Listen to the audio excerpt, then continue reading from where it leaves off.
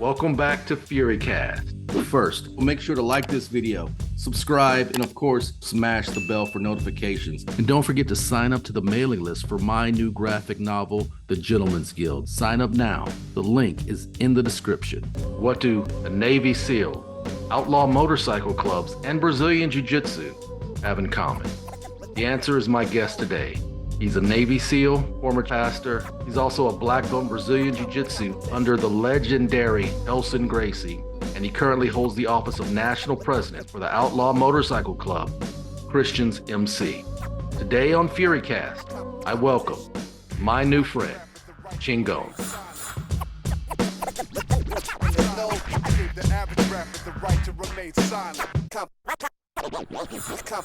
And what's up, Chingon? Hey, brother. How you doing, Derrick? How you doing? I'm doing good, man. Doing good. Excited to have you on, man. Your journey in life is completely interesting to me, so I definitely want to hop into a lot of things. First off, tell me a little bit of your backstory. Tell me where you're from and what was it like growing up as a young Chingon? Man, so I'm from Wiley, Texas. It's a suburb of Dallas. It was a little country town whenever I got here a long, long time ago.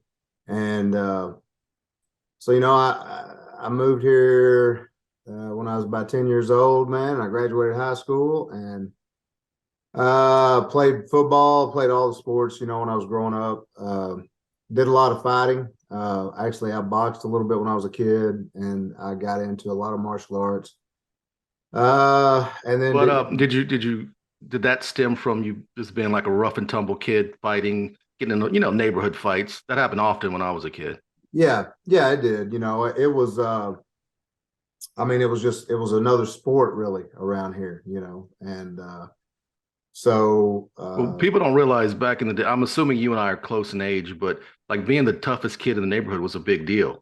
Oh yeah, man, yeah, and everybody knew immediately. You know what I mean?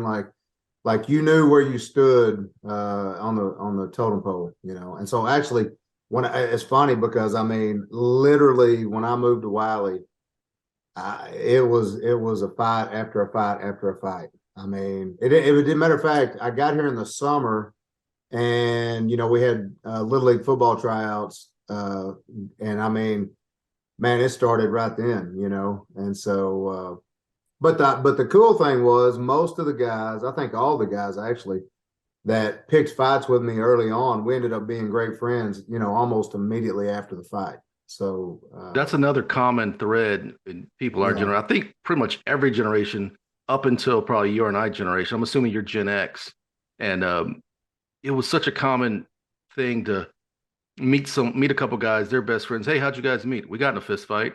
Right. It was like every third group of guys, at least, that was the story of how they met. Now they're lifelong friends. Yeah.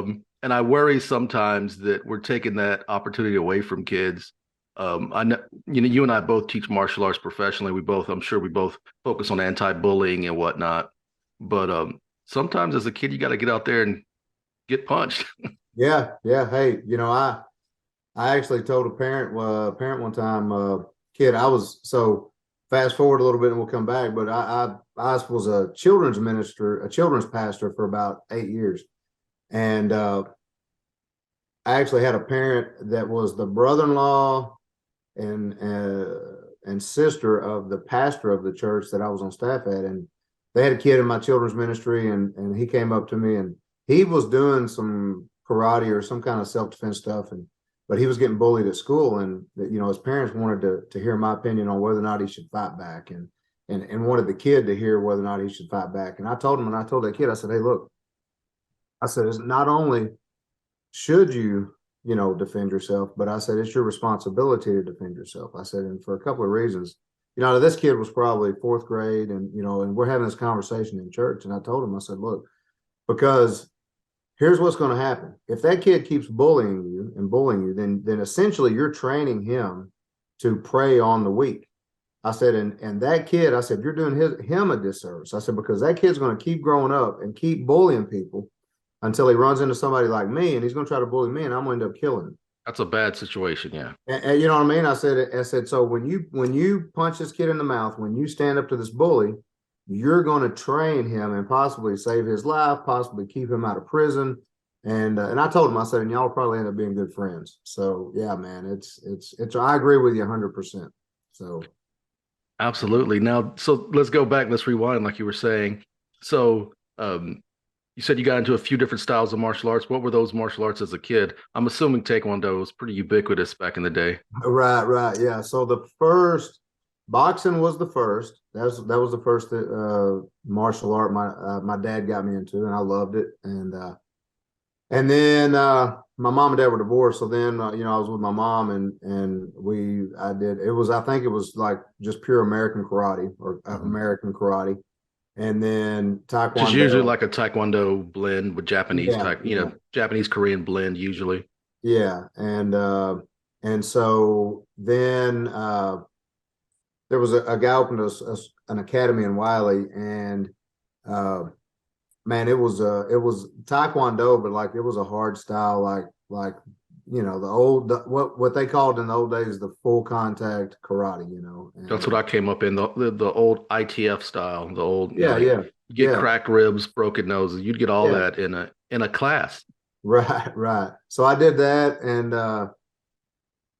then I did that some in high school, and then I was heavy into football, so I played. I ended up playing in college, and so in high school, I didn't do. I guess probably after my sophomore year, I didn't really go to classes consistently. I would show up every once in a while, spar, and that would be it. But I really wasn't fired up about the katas and advancing in rank. Man, I just want to show up and spar. It's really all I wanted to do.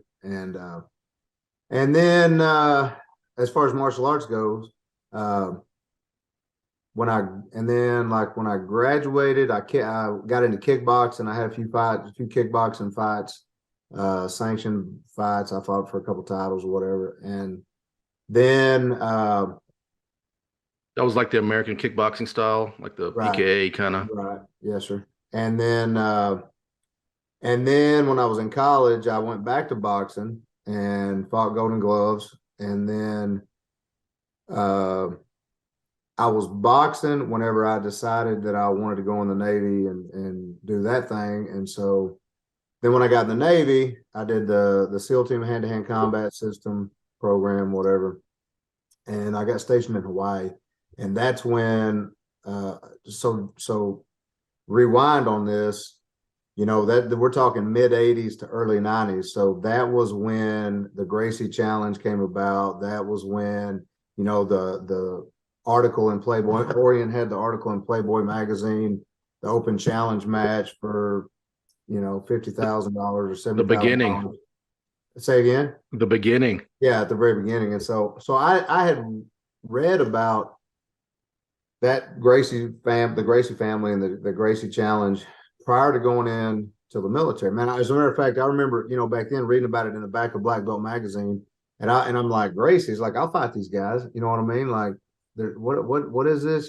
But fortunately, probably for me, they were in California, you know what I mean, at that time, and I was in Wiley, Texas. So anyway, so I get in the military, get in the Navy, and I end up being stationed in Hawaii, and I was out there, man, and that's where I got started in jiu-jitsu, and so I've been training for 28 years. So let me ask you this: you're boxing, and you decide to go into the Navy. Was the SEALs your goal? Yeah.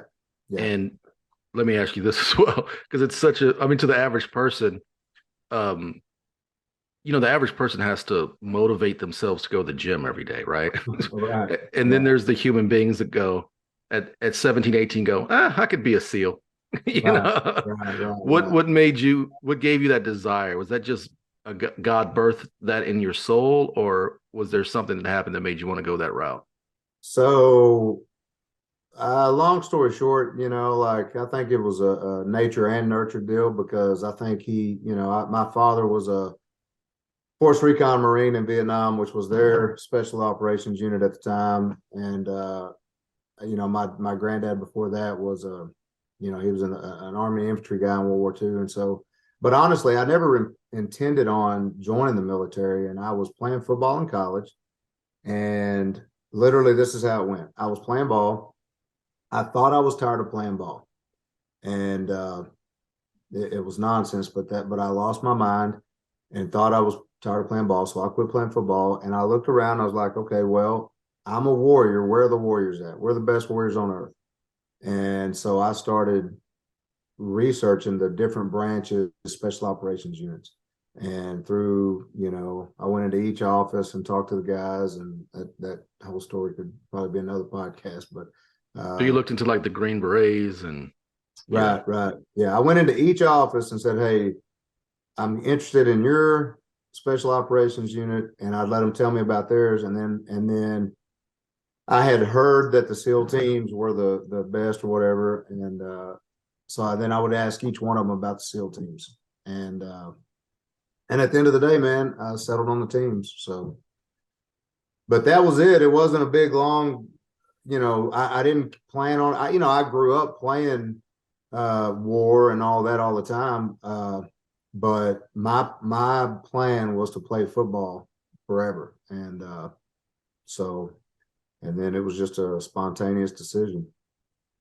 So what was your military career like? So it was, man, it was great. I enlisted, had to wait 6 months. They called a delayed entry program back then. They didn't have slots immediately available. So came back, I worked. I mean, I was already in fighting shape, but I was a horrible swimmer. And, which people, they're like, well, why the SEAL teams, but I just, believed that I could learn how, that I could, will my way through it.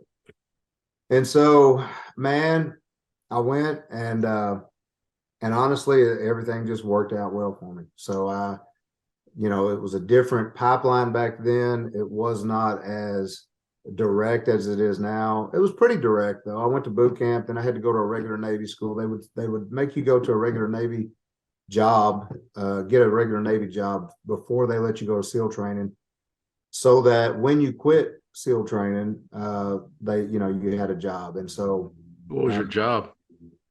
I was an engineman. So my job, if I would have not made it in the teams, my job in the fleet would have been to work in the bowels of a ship on diesel engines, air conditioning and refrigeration and all that kind of stuff. So you were determined to make it. Yeah, man. I hear people say, man, if anybody ever tells you that they never thought about quitting, they're lying to you, and I just didn't. I just knew.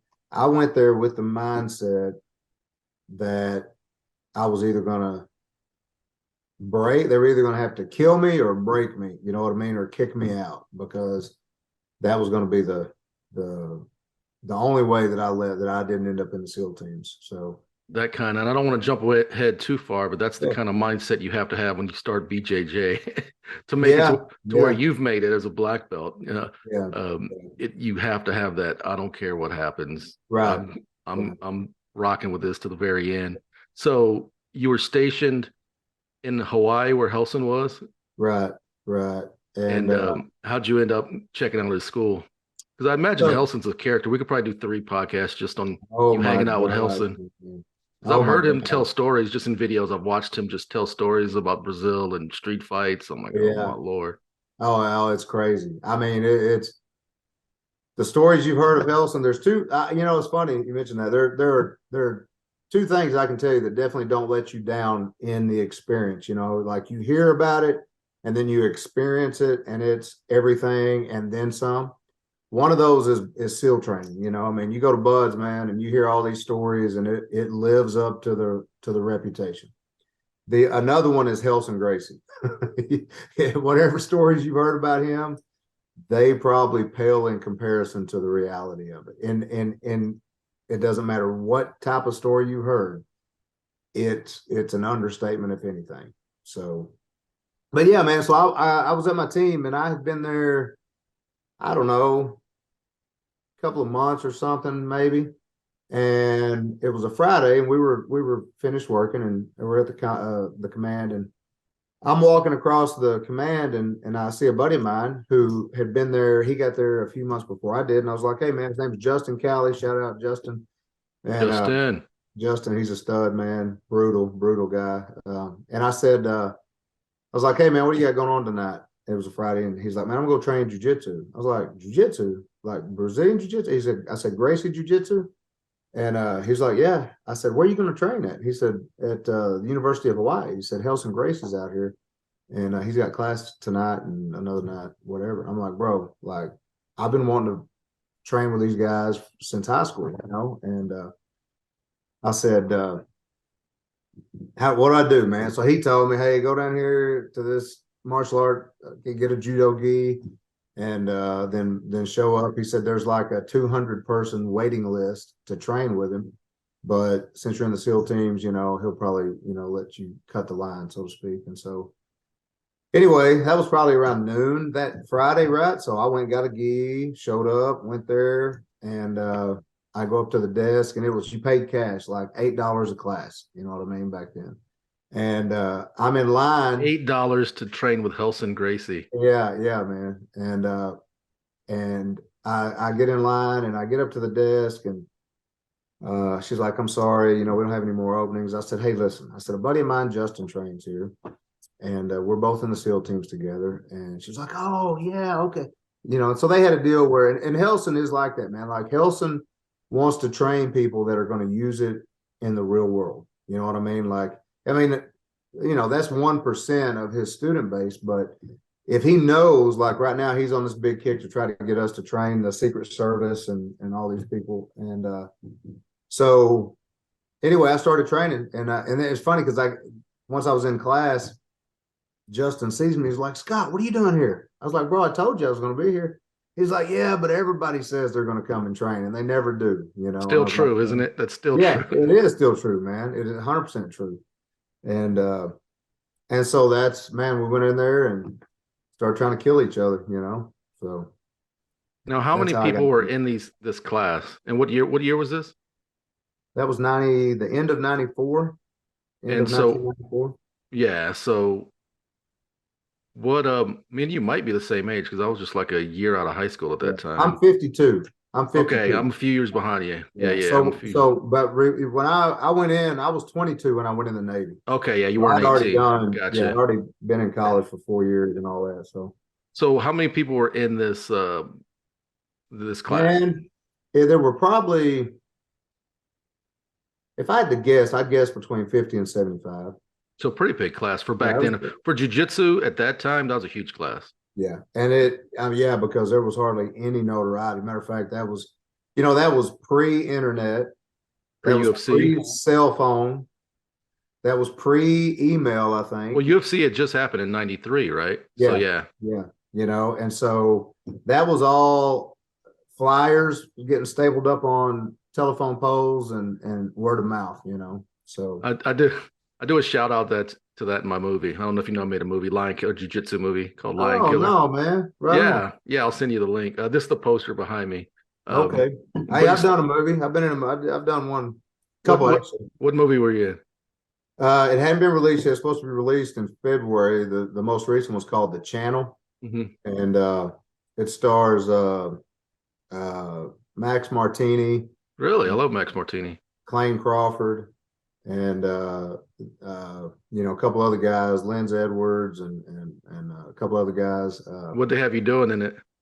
Man, so I was my role. I ended up being like a crash, like a crash officer, like a drug, like a task force guy, hunting one of the bad guys. You had lines? Yeah, I had a few lines. Man, no, Yeah, that's that a was big cool, deal, man. bro. It In a was movie with cool. Max Martini? Yeah, it Wow. was cool, man. And I got to spend. So I was, in addition to that, I was the tactical advisor for the whole thing, and I'm gonna, you know, I'm gonna tell the director, man, like, I really need some director credits because I choreographed all of the gunfights, all of the Yeah. run and gun scenes and all that, you know, and but it was great. I got to spend about a week with those guys, training them beforehand, and man, good dudes, super good guys, incredible students. You have Max, to be, yeah, they were all, you know, they were awesome. So that's awesome, man. yeah. So Yeah. anyway, Yeah, so check out Lion Killer. It's my jujitsu love letter, and in it that's awesome. the male lead, he's the jujitsu guy. He's trying Oh to get yeah. students, so he's out, Oh yeah. putting on telephone poles, tacking flyers on because that's the old school. That's how I came up, and Yeah. Yeah. also you also said another thing that reminds me of something that's not around anymore. Is you went somewhere to get a gi. There used to be stores like martial arts supply stores, Right. and you Right. could go and you could buy ninja stars and but Yeah, man. most people Yeah. went to buy belts and uniforms, either kung fu Yeah. uniforms or karate uniforms or whatever. Yeah, But man. yeah, that's the old school way. Now it's just Amazon. Uh-huh. But so you did the Absolutely. movie. We're gonna rewind again. You're in there with Helson, and tell me what your first class was like. Man, so the kind of the standard format for his class, probably, you know, the standard warm up. It was a pretty good warm up. Shrimping, calisthenics, all that kind of stuff. Usually, you know, he would never be there when class started. And I later, you know, came to understand that, I mean, he was on Brazilian time all the way, you know. So out there it's Brazilian compounded with Hawaii time. Island Hawaiian time, time, yeah. island time. Yeah. So anyway, so one of his senior students we would typically work on some kind of takedown, and then you know, or stand up self defense moves. And then Helson would come in, you know, and he would go over typically three different techniques, and it was a fight school. I mean, it was old school, get down. You know, it wasn't they didn't try to ease anybody in. You know, you learned a technique, you go drill it. You learn another technique, go drill it. Learn another technique, go drill it, and then you would fight for the next 45 minutes to a half hour or hour and a half. And Hour and a half. Wow. Yeah. You had to yeah, I be in mean, it shape for was that. well, and it was yeah, man. I mean, it was like I said, probably to your point earlier, easily. There's no doubt in my mind. Easily, for every one guy that tried the class, 100 came and quit easily. Much less ever got their blue belts. Much less you know, continued on. And so I tell people to have come up in his school back then, you had to walk in the doors as a fighter already. You know what I mean? You didn't have to be trained, but you had to have a fighter's mentality and mindset. And then you know, before you know, and that's who the guys were that I was with. So That was the Gracie way, yeah, that yeah. warriors. But I could definitely see how you would end up there, that warrior spirit, that kindred spirit between you and Helson. Yeah, man. Yeah. We ended up, man, we're great friends. We talk all the time. He stays with me all the time. And you know, so yeah, it's been a crazy ride ever since. So how long did you train with him? So I was out there 5 years, trained you know, face to face. If I wasn't deployed, if I was back to command, I'd train 2 to 3 times a week with him. And then went to Brazil with him. Me and I think there were 10 of us that went on his first competition team to the world, the Mundials back then in Back when they Brazil. had him in Brazil. And Yeah. went over there and then when I got out of the Navy and came back here, uh, I didn't. I was training with some other guys just locally. Actually, I was teaching really. I think I was a purple belt at the time, and so then one of his black belts was living in Austin, Texas. Phil Cardella, tough man, one of his toughest black belts. Who's in Florida now, but anyway, Phil had a school in Austin, so he started bringing Helson in for seminars. And then there was another guy, Josh Lauber, who is he's still in San Antonio. He's a great friend of mine. And he's Helson's main guy, or he's like the lead guy, the head of Helson's Texas, which I guess is just me and Josh now, pretty much. There's some guys in Austin too.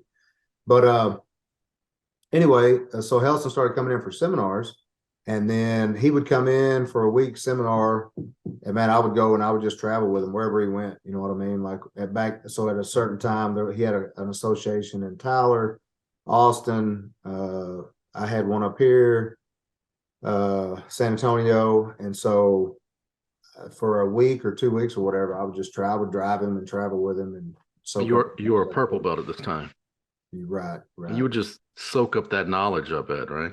Yeah, and it was good, because everywhere I went, man, everybody wanted a shot at the title, and so I got a lot of good experience, and yeah, man. And then I started bringing him in, and now anytime he comes through, like he's up here 2 or 3 times. Well, pre-COVID, he was up here 2 or 3 times a year. He was with me, so COVID kind of messed that around a little bit, but last year we kind of got back a little bit on schedule, so that was good. So then you're back here, you're purple belt, you're teaching jiu-jitsu. I started my academy as a purple belt, and I remember back in the day when you could start an academy as a blue belt. Remember those days? Oh, yeah, yeah, man. You know. Yeah, sure. So you're a purple belt, you're teaching. When did you? Is this the same time period? You're now a children's pastor, right? Yeah. So you're a children's pastor. How did you then become the? What is your official? You're the national president of Christians Motorcycle Club. Right. How did you first birth that idea, or how was that idea first birthed in you to start this? Well, me and a few guys rode together, and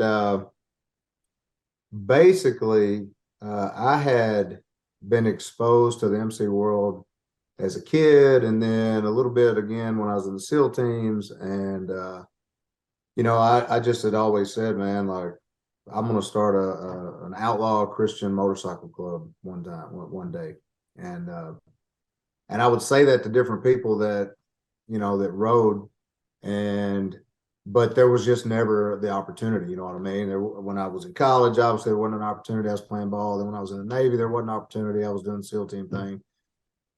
And then I got out, and it wasn't until I was actually on staff at a church that I looked around. I had a little breathing room. I had a little breathing room, and there was one of my guys that I worked with, who's been one of my brothers for over 10 years now.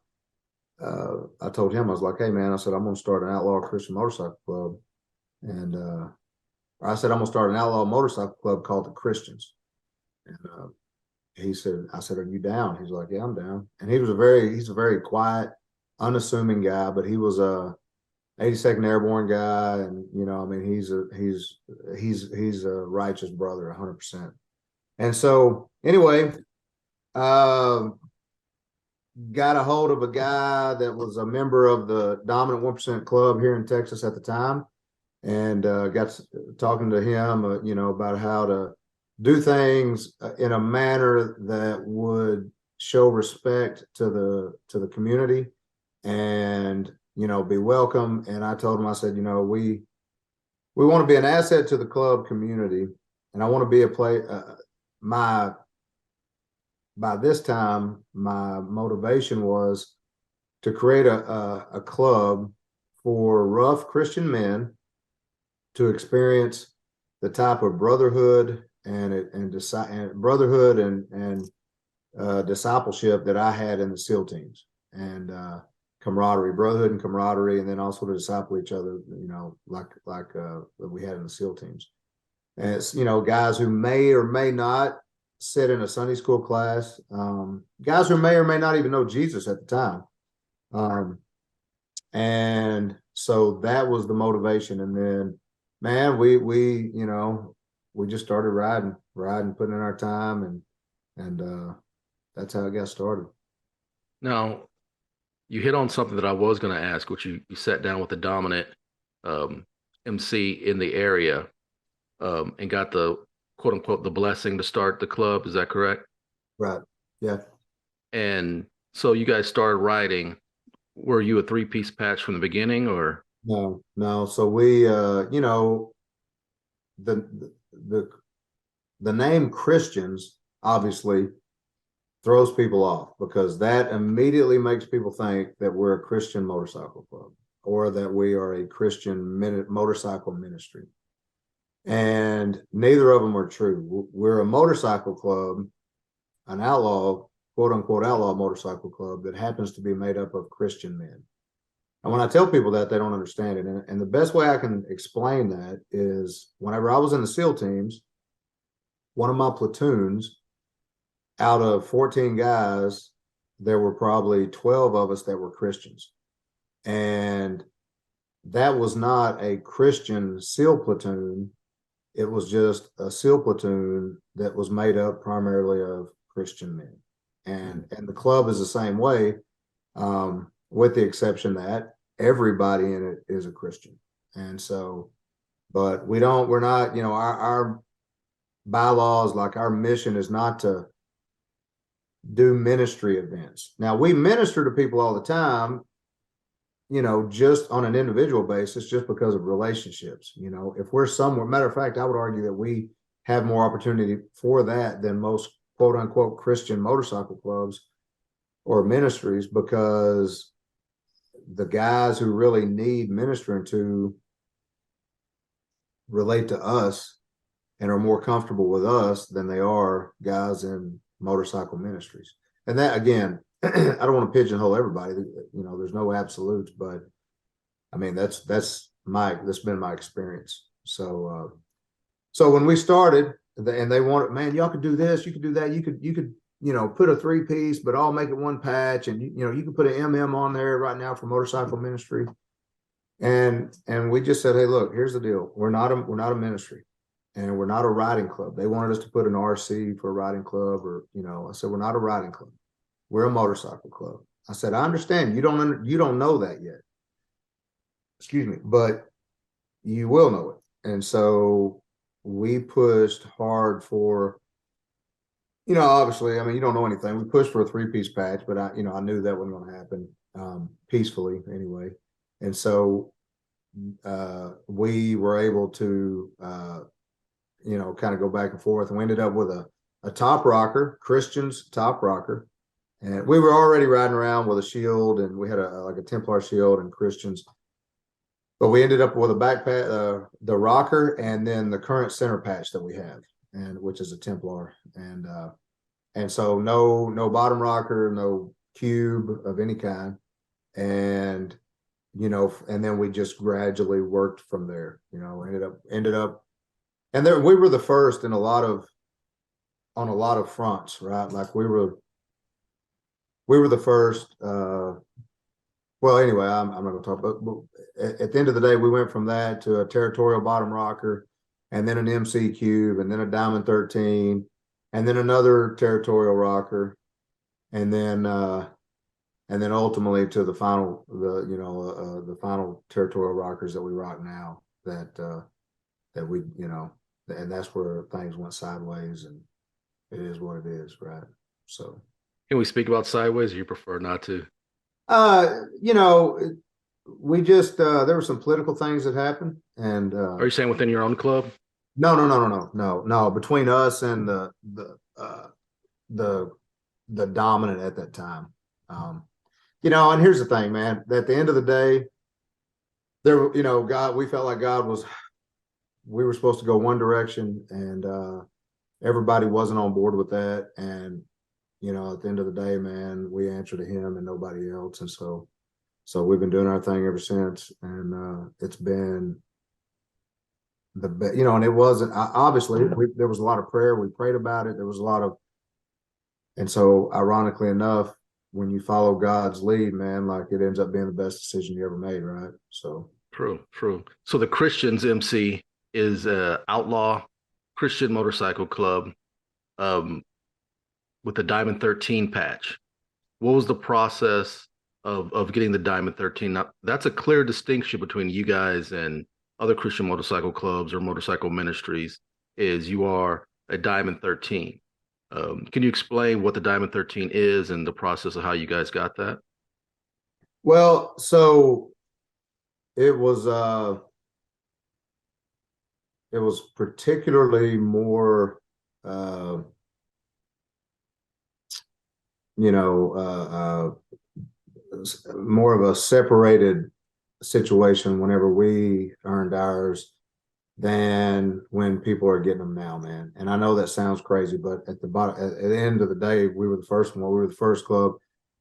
You know, I don't ever say we were not the first Christian club, because, like I said, we're not a Christian club, but we were the first club with any kind of faith based, or any kind of club, club with any type of a faith based, you know, morality or faith based emphasis that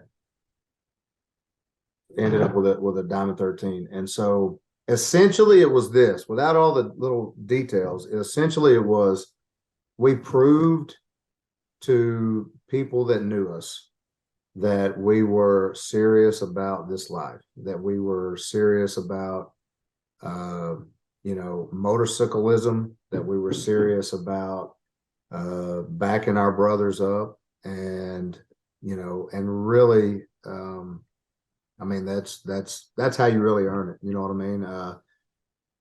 And so it was a long process.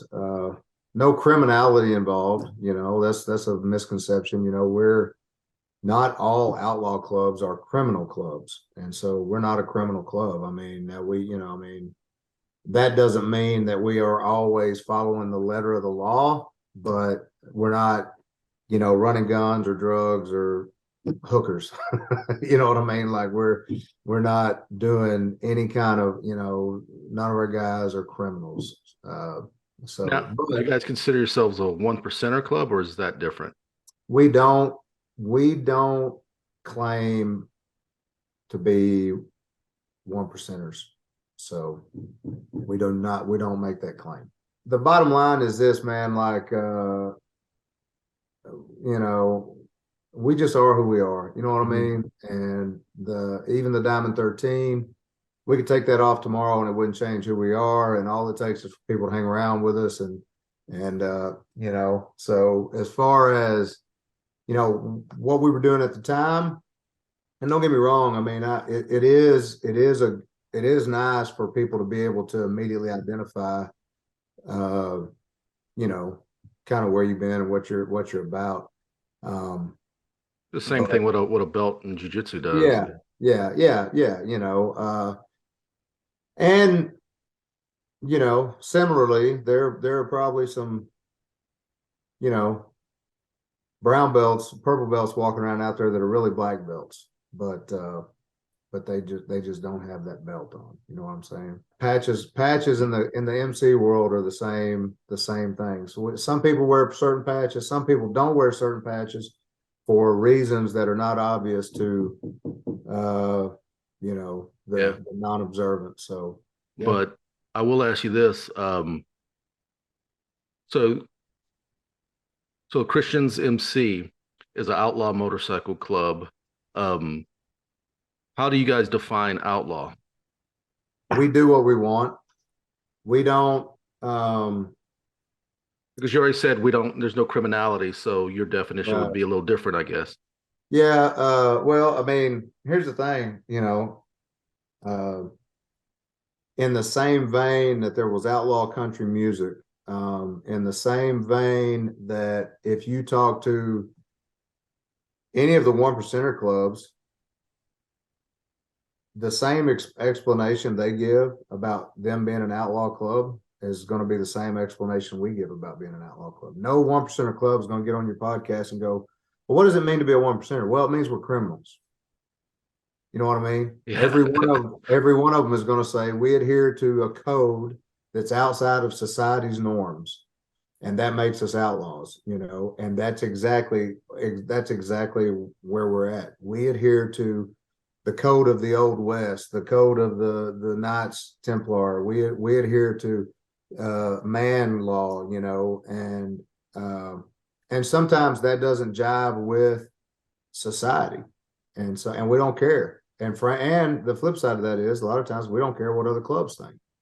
And so, which you could make an argument that we're more outlaw than some of those other outlaw clubs, because we're the only. Well, anyway, yeah. So that's how we look at it. Well, And I totally relate. I totally relate to what you're saying. I did see a post you put on your Facebook where you and the guys were out. I don't know if you guys have a clubhouse or you guys were out somewhere, and you had said, "Hey, if other Christian if your other Christian ministry if your Christian ministry won't let you hang out with us, we probably don't want you to hang out with us either." So it begs the question, um, and I can relate to that statement as well. I'm a man of faith, and I've been walking as a Christian for over 25 plus years, and Right, right. been in full time ministry and done that whole deal. Um, but I can honestly say that when I look into the MC culture, oftentimes I'm jealous of the brotherhood that they have. And Hmm. here I am in the church, supposed to be experiencing true brotherhood.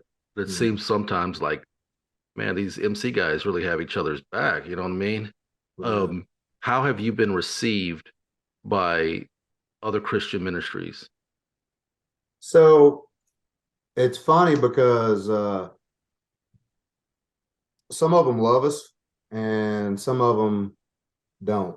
And we have great relationships with almost everybody. You said We have, almost. yeah, we have great relationships with almost uh, any club we come in contact with. Uh, I mean, to include, the vast majority of the other 1% clubs in Texas, and other parts of the area, man, where we hang out with them all the time. They come to our events, we go to their events. Uh, we have Christian clubs come to our stuff. We have ministries come to our stuff. We have mom and pop clubs that come to our stuff. Uh, but there are some Christians who, and honestly, and I'm not even gonna pick on them, man, because it's not. They just don't know. You know what I mean? Like there's jealousy. You know how it is, man. The church is just I mean, it's a microcosm of society.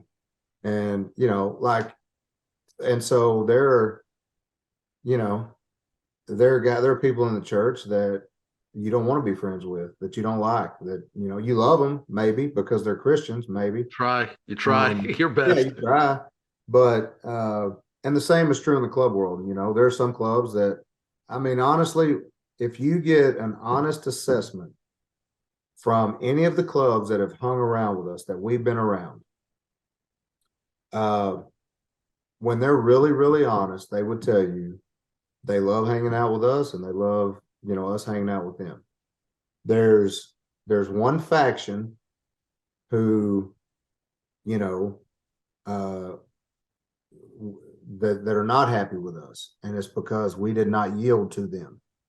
And so if any of their support clubs, you talk to their support clubs, even those guys, if it was up to them, they would hang out with us. And even many of the guys in that club that is not happy with us, if they could put business aside and if they wouldn't get ostracized, they would come hang out with us. And I mean, that's just the facts, but the political organization on their side won't allow that.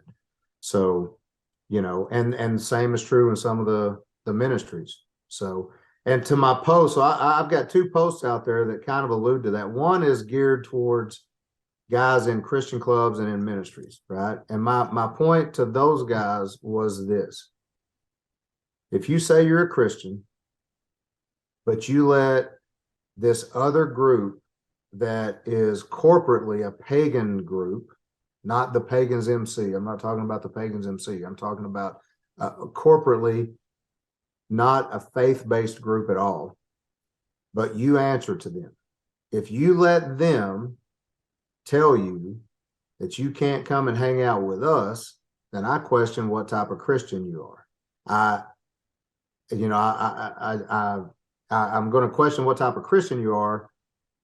It's either what kind of Christian are you, or are you just a wuss? You know what I mean? And it is what it is. If these dudes that you have chosen to be submissive to are telling you you cannot come and hang out with the Christians Motorcycle Club, then are you really a Christian? And if you are a Christian, are you everybody says, I'm a biblical, I'm a man's Christian. No, I mean, if you're really a Christian and you're letting these guys tell you what to do, I mean, what kind of Christian does that make you? You know what I mean? So that one was to those guys. And then the other one was to everybody, to anybody. Because the same thing, when we went our own direction, man, I can't tell you how many clubs I met with, and man, we love you, we love you, we love you, want to hang out, but man, they can't. Some of those, they can't defend themselves. They can't stand on their own. That's not what they're about. You know what I mean?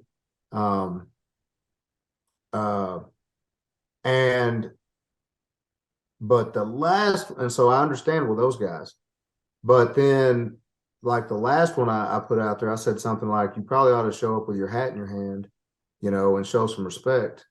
Because if you don't, then you probably don't want to hang out. You don't have the humility necessary to hang out with us, because if you were on that team, and while you were on that team, you were big and tough and you don't want to have anything to do with us. But now that you've either quit that team or been kicked off that team, and now you want to come hang out with us, well, yeah, brother, you better show some humility. Because if you didn't want to hang out with me because they told you not to, what makes you think I want to hang out with you now that, you're free to do what you want to do? And so, but at the end of the day, man, I'm like, hey, if they come and are cool, well, then it usually always works out. So does that answer your question? Absolutely.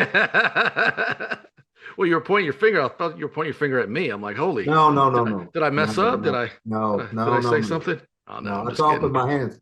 Those are my jiu-jitsu hands, man. They're always here, bam, ready to. That's right. Active hands. Always, yes. Yeah. No, I understand. No, I totally get it. And it's I hear you talking, and it sounds a lot like me talking, but the people that respond are always like, brother, no, bro. It's always like, I'm like, no. Yeah. So I definitely relate with what you're saying. And don't get me wrong, hey man, there's grace for everybody. You know what I mean? Yeah, but there's also a time for humility. And if you messed up, you should own it. Yeah. And if I, as a Christian, if I've made a mistake and I've listened to the wrong advice, I should be able to go to that brother and say, absolutely, I messed up. Yeah. And hey, I've had that so many times on, it goes back and forth. I've had to do it, and then I've had people that I love that have come and done it for me as well. So yeah. I've also had people not do it. They just hold that. Oh yeah. Yeah, absolutely. Like, okay. Absolutely. So let me ask you this.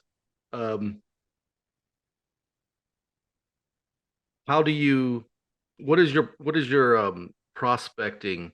How do you prospect?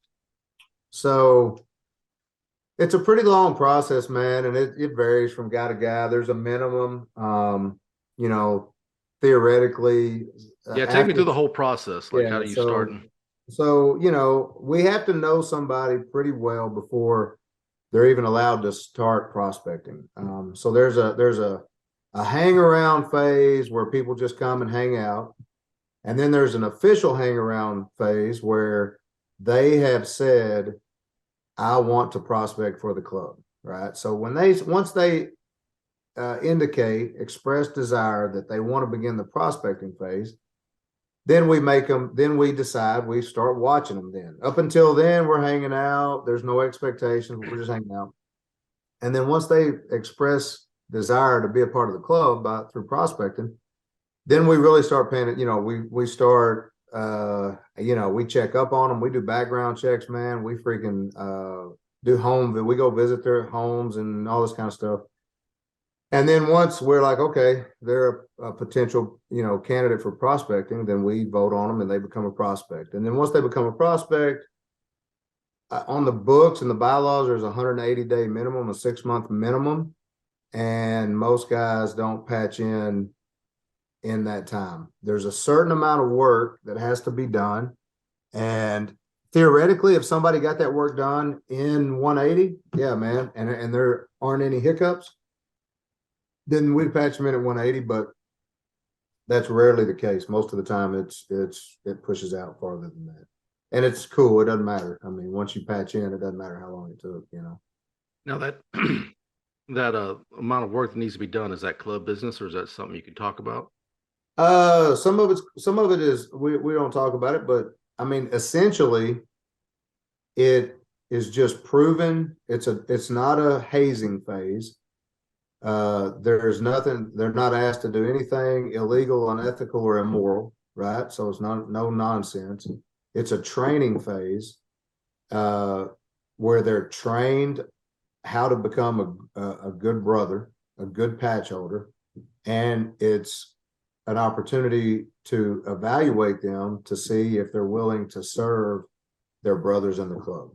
And it's a servant leadership phase, you know, and if somebody's not willing to humble themselves to do the most menial tasks, but that are necessary, well, then and if they're not humble enough to accept correction, and if they're not humble enough to, you know, accept direction, and if they're not, you know, aggressive enough in their participation, if they're not disciplined enough, you know, I mean, that's what it is. And so, but yeah, I mean, some of the, like some of those simple things, man, they pull security duty when we're places. They polish bikes, they wash bikes, they, you know, they serve whoever, you know what I mean? Like whatever needs to be done, man, they do it. And they really don't, I think once they, you know, patch in, they see they're really not doing anything more than any of the other brothers do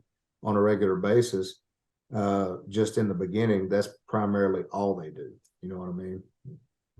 So, I mean, we had our club Christmas party last night, and you know, getting set up for that thing, there were as many full patch holders, longtime originals that were there working, setting the party up as there were prospects. You know what I mean? And so that never stops. I mean, serving the club never stops. If anything, it ramps up.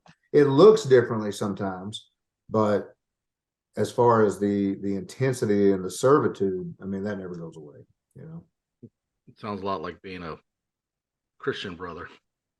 Yeah, it should, you know. I was going to tell you also, going back to, so talking about the brotherhood, you know, that you feel like you should get at a church, but you don't sometimes.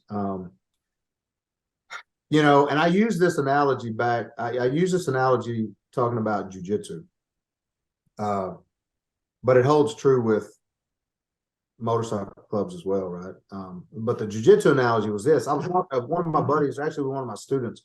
He went to the Pan Ams out in California one year, and he goes, and it was his first time at a big tournament like that. And he was a blue belt at the time, and he comes back, he goes out there, he experiences it, he comes back, and he goes, man, he goes, and then, man, this was awesome. And I was on staff at a church at the time. He said, he goes, man, I'll go out there. He said, he goes, and I walk in and I see Relson Gracie and Rickson Gracie, Henzo and the Machados, and, you know, all these old school, you know, Marcelo Garcia and Mario Sperry and all these guys, man. He goes, and they're all super friendly. Everybody, he's like, Scott, it was the biggest group of the friendliest people I've ever been to, and I've ever been around. And I was like, yeah, that's awesome, man. That's I said, yeah. I said, because they've all got jiu-jitsu, you know, everybody there is going to be friendly and nice and, you know, to a certain degree. And he goes, you know what? And his brother was a pastor. And he goes, I've never been greeted that way at a church I've ever been to. And that was pretty convicting. And I said, yeah, but listen, James, his name is James Price, man, one of my great friends. I love him. I said, but listen, I said, but that's not even a fair comparison. I said, because the vast overwhelming majority of the people at that jiu-jitsu tournament had jiu-jitsu. The vast overwhelming majority of the people at church don't have Jesus. Preach. So it's not a fair comparison. You know, the people at church that have Jesus, because they're the ones that treat you like all those people that got jiu-jitsu. You know what I mean? Yeah. So that's an unfair comparison, right? The jiu-jitsu community is a more concentrated Yeah. community of these people that have this superpower that makes them friendly, right? Church is probably half and half, probably on a good stats, probably half of them, maybe half of them. Well, the MC community is the same way, man. Like, if you come to one of our events as a visitor, man, you're going to be treated well. You know what I mean? You're going to be treated well. But as far as the Brotherhood goes, there's no way. Well, there is a way, but it's highly unlikely.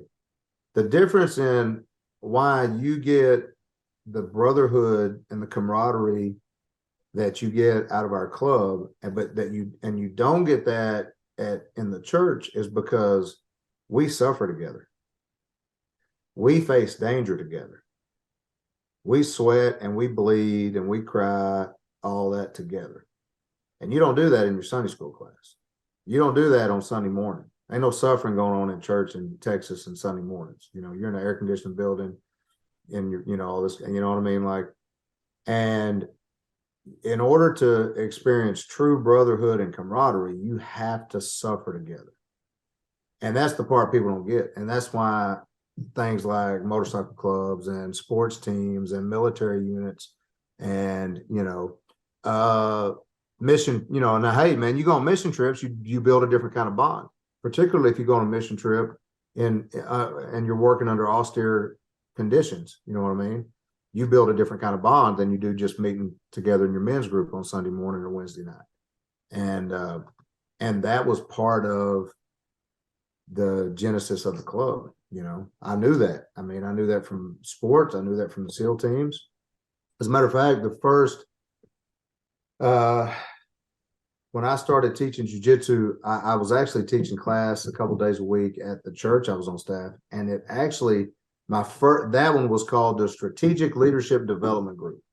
And it was for leaders in my children's ministry to develop leadership and draw them together, and because they had to get on the mat to suffer together. So anyway, just for whatever that's worth, No, man, that's good. That's good. So if the person was interested in prospecting or starting the hang around phase, what would you tell that person to check within themselves? Like, what kind of person would you say this? If you're this, and this, you'd be a good hang around potential prospect. If not, go do something else. Man, I would say if you, the first thing I would say is if you're sitting up on your high horse, looking down on everybody else that's not as good a Christian as you are, then you probably don't need to come our way.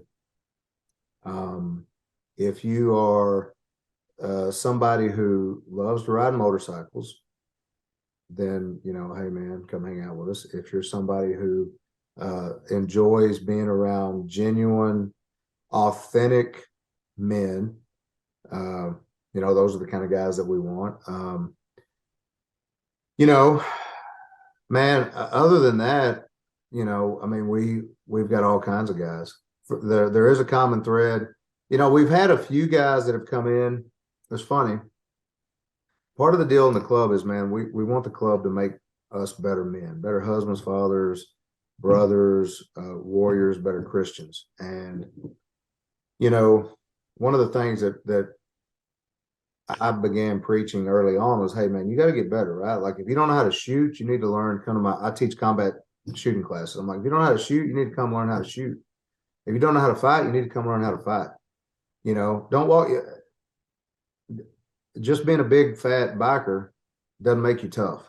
You know what I mean? Just being a big old hairy guy that rides a motorcycle and wears leather, like, it doesn't make you a tough guy.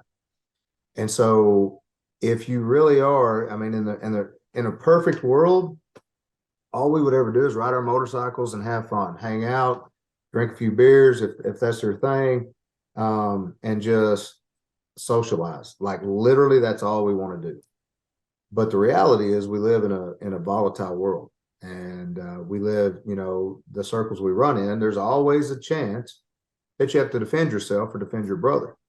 Well, look, I don't want to hear it. You know the stories. I don't want to hear about how you just see red and black out and just go into berserker mode. You know what I mean? Like, come to my academy and try that. And let me know how it works out for you. You know what I mean? Like, I try to talk to people out of that mindset all the time. They're they like, don't. no, They no, I just all you can do is invite them in. Like, hey, just invite. Just all right, tough guy. Look, come in. Let me help. And we're not going to beat you up, and we're going to take care. We're going to be gentle. But see if your berserker style can stop this side control. yeah, I'm gonna yeah. put 10 tons of pressure on you.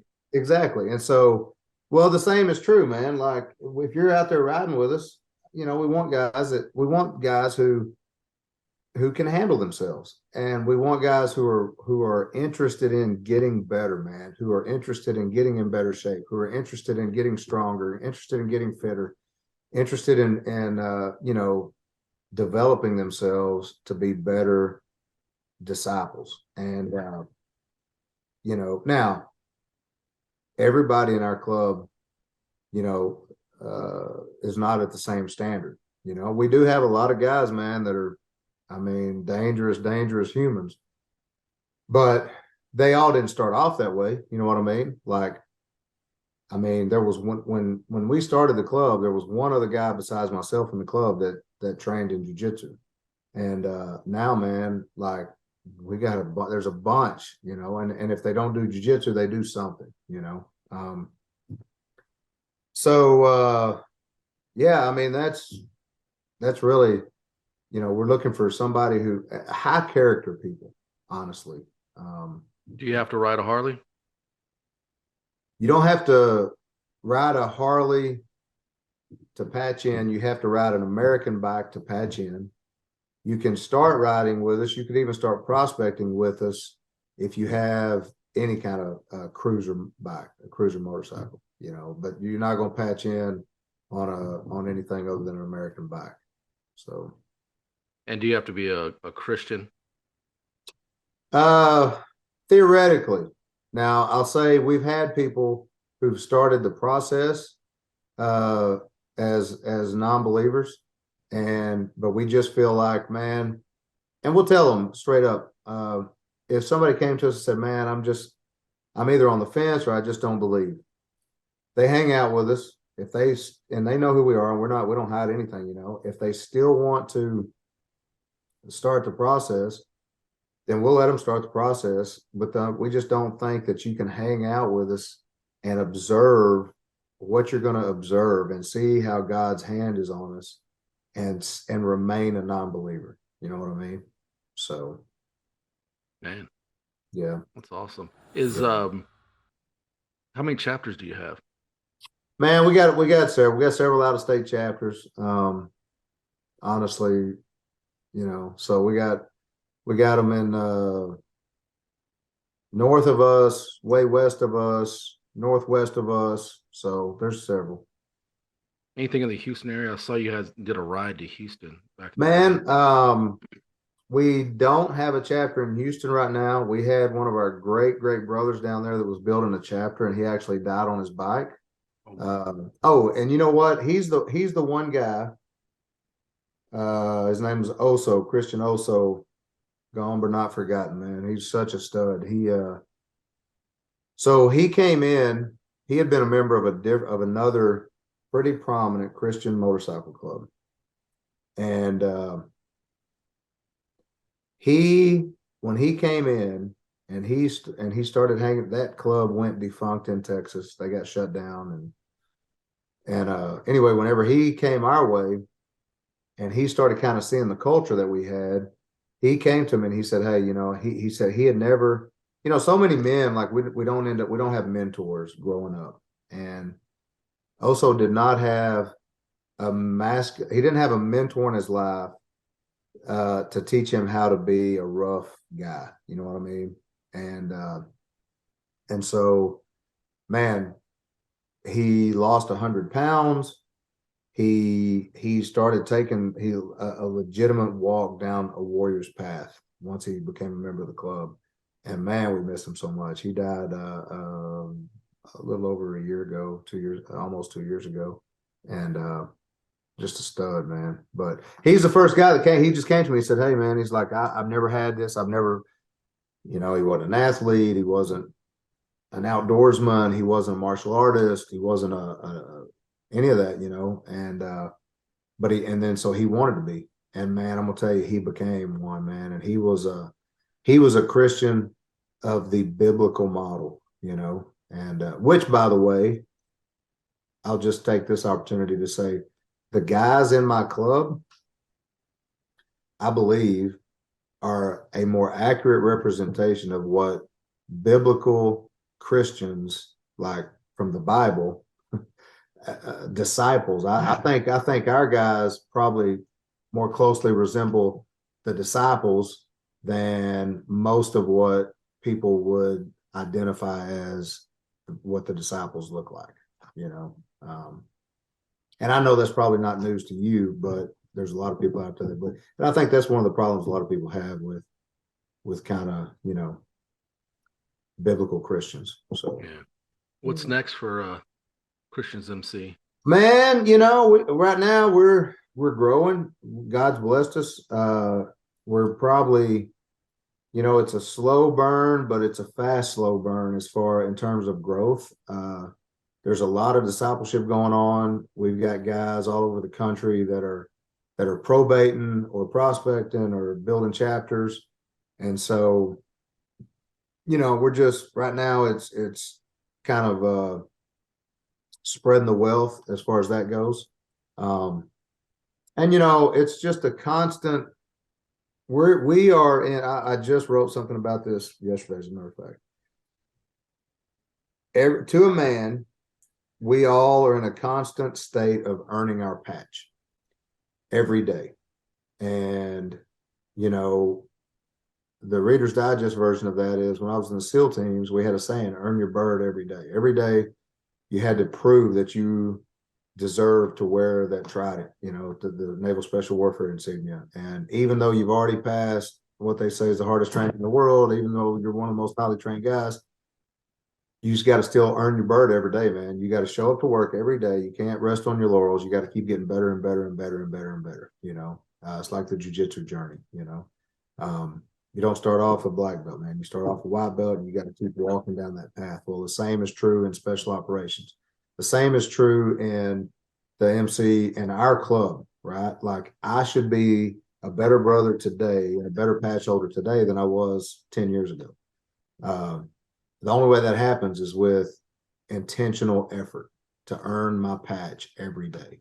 And so that's really what's next for the club, man, is each man continuing to earn their patch every day. Where can people connect with you or find out more about your jiu-jitsu gym or Man, as far as jiu-jitsu goes, Invincible Academy on Facebook is probably the best place, Invincible Academy. And then it says like leadership, training, success. You can hit me on my personal, or I've got so that Facebook page, and then on the motorcycle club side, Chingon Christian, it's Chingon Christian is on, that's my Facebook handle. And we've got, I'm CMC Chingon on Instagram. There's a Christians MC Instagram page. There's an Invincible Academy Instagram page. As far as combat shooting goes, that's Tac Frog on Facebook, TACFROG, and I'm pretty selective on who I teach that stuff to, because I don't have to turn around and fight the people I've trained. And that's how jiu-jitsu used to be. They didn't want yeah. Well, man, I want to thank you for coming on, man, and start something in Houston, baby.